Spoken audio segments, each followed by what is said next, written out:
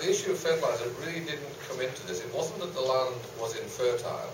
It was the potatoes suffered a blight, which was an infection. Infection. Which killed off the roots, the potatoes in the ground, and the plants just withered and died.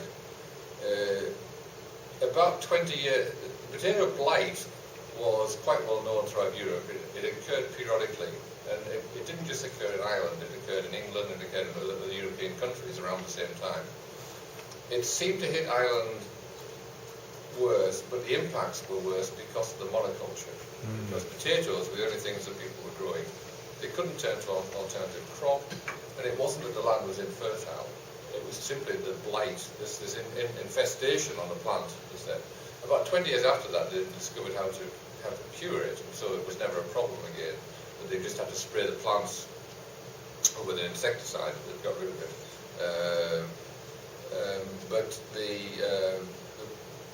So it wasn't, fertiliser wasn't an issue. It wasn't that was a problem. And when the blight was over, the lands came back into full production of potatoes. So that wasn't an issue. So that's one question. There was an issue. The third was climate change. What was this? Yes, climate change. Climate change one. Yes. There's no evidence of any. This was over a very short period. It was compounded by the fact that the potato blight, this infestation of the potato plants, lasted for 2 or 3 years. So after 1 year, people could just about survive, but in the second year, people kept aside potatoes, seed potatoes, for growing for the next year. So they didn't eat those, but after 1 year of famine, they started to eat those.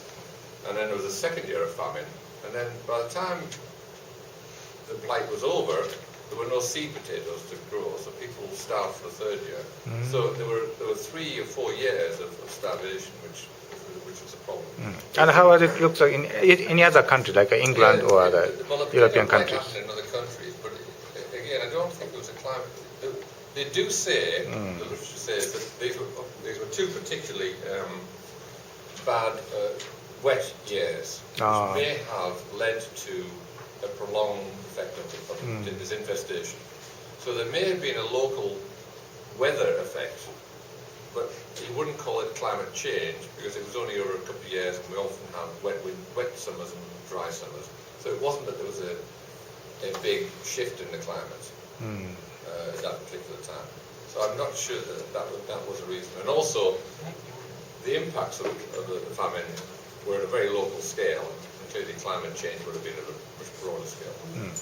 What was the other? Yeah, and how severe? That's the definition of the severeness of the severeness of the famine. I mean, how many people died? Serious. I just say that there were big changes and big decreases in population, and some places had only small changes in population. So I don't actually define serious effect, and I'm not sure. Maybe 10% decrease of population might be a severe event. No? It depends on the context. I think it's hard to define what would be serious. It's a very difficult term to pinpoint. It's very value-laden and very subjective. But I don't actually define serious. I don't say I'm just going to look at the serious effects or the serious changes. I look at all the changes, and then there's a range from not very much of a change to a large change. And I try to model why that was happening.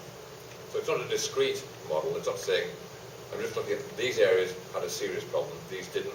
I'm looking at a continuous change in population over the decade of modelling that.